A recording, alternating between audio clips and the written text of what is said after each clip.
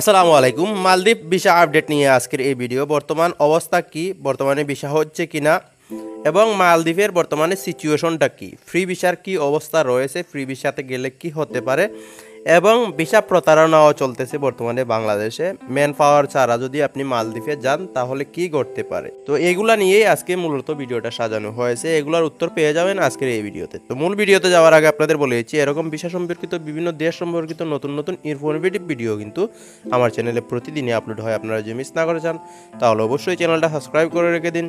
Subscribe করতে কিন্তু কোনো রকম টাকা পয়সা লাগে না, আপনাদের অনুরোধ করতেছি সাবস্ক্রাইব করার জন্য, কারণ সাবস্ক্রাইব করলে আমরা নতুন নতুন ইনফরমেশন কালেক্ট করার চেষ্টা করি এবং উৎসাহটা বাড়ে। কোনো টাকা পয়সার প্রয়োজন হয় না, অবশ্যই সাবস্ক্রাইব করে দেবেন। তো মূল ভিডিওতে এবার চলে যাচ্ছি। মূল ভিডিওতে আসার পর প্রথমে যে প্রশ্নটা উত্তর দিব, বর্তমানে ভিসা হচ্ছে কিনা। আসলে হচ্ছে ভিসা। এই যে গত কয়েকদিন আগে আমি একটা ভিডিও আপলোড করেছিলাম, ওইখানে বলেছিলাম কিন্তু কোম্পানি যদি চায় তাহলে আপনাকে নিতে পারে, আপনি নিজের ইচ্ছায়। আগে যেমন অহরহ ভিসা হতো, এরকম হচ্ছে না ভিসাগুলো। বড় বড় কোম্পানিতে ভিসা হচ্ছে ঠিকই, কোম্পানি এখানে আপনাকে স্পন্সর করতে হবে এবং কোম্পানি সদিচ্ছা থাকতে হবে আপনাকে নিতে, তাহলেই আপনি আসতে পারবেন। বর্তমানে মালদ্বীপের সিচুয়েশন কি, বর্তমানে কিন্তু খুব দরাদরি চলতেছে। কয়েকদিন আগে আপনারা জানেন হাই কমিশন থেকেও কিন্তু এটা জানানো হয়েছিল যে আপনারা বৈধ হয়ে যান যারা অবৈধ আছেন। আর যারা ফ্রি ভিসায় আছেন, মালিক পাচ্ছেন না, অনেকে আগেই অবৈধ হয়ে গেছেন, আবার অনেকে আছেন বৈধ আছেন, মালিকের সাথে আপনার যোগাযোগ নাই, কোনো অসুবিধায় পড়লে মালিক কোনো রকম রেসপন্স করতেছে না।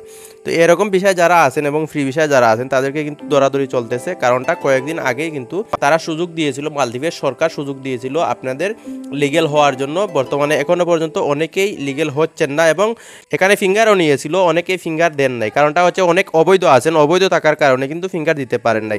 ফিঙ্গার দিলেই তো তারা ধরা খেয়ে যাবে। যারা বৈধ ছিলেন তারা কিন্তু অনেকেই ফিঙ্গার দিয়েছেন, সবাই ফিঙ্গার দিয়েছেন। তো বর্তমানে কিন্তু অনেক দরাদরি চলতেছে। তারা দুবার এই সুযোগটা দিয়েছে আপনাদের বৈধ হওয়ার জন্য, আপনারা এখনো পর্যন্ত বৈধ হন নাই। আমাদের কিন্তু কোনো রকম সমস্যা হচ্ছে না, যারা অবৈধ আছেন তাদেরই সমস্যা হচ্ছে।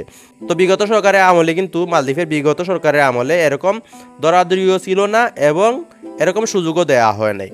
তো বর্তমানে সুযোগও দেওয়া হচ্ছে এবং দরাদরিও চলতেছে। অনেকে জেল কেটে দেশে আসতেছেন। আপনি যদি অবৈধ থাকেন অবশ্যই আপনাকে বর্তমানে যদি ধরতে পারে জেল কেটে আপনাকে দেশে আসতে হবে।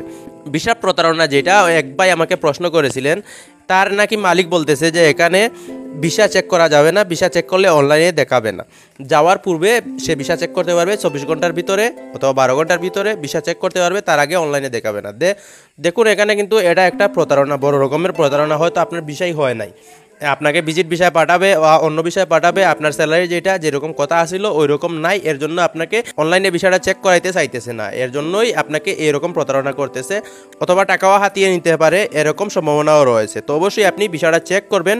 ভিসা চেক করা ছাড়া কিন্তু আপনি আসবেন না। ভিসা হলেই কিন্তু ভিসাটা চেক করা যায়।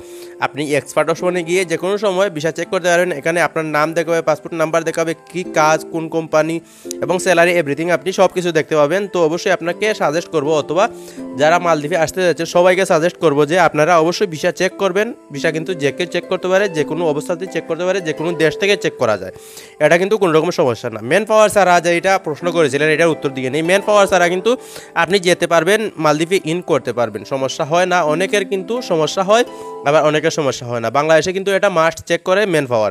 আপনি যেই দেশে যাচ্ছেন ওই দেশের এয়ারপোর্টে চেক করতেও পারে, নাও করতে পারে। তো বাংলাদেশে যে সমস্যাটা, এটা সমাধান করা যায়।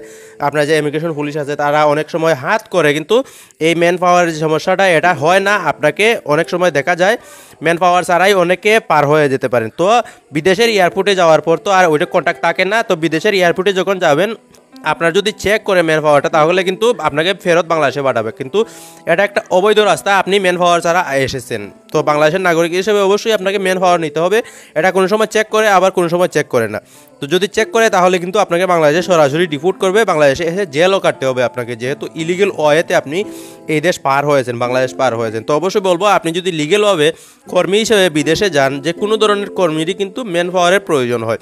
আপনি ইঞ্জিনিয়ার হন আর আপনি লেবার হন, যে কোনো ক্যাটাগরিতেই আপনি ইন করেন না কেন, বিদেশের মধ্যে আপনি বাংলাদেশের এয়ারপোর্ট পার করেন না কেন, আপনাকে অবশ্যই ম্যান পাওয়ার নিতে হবে।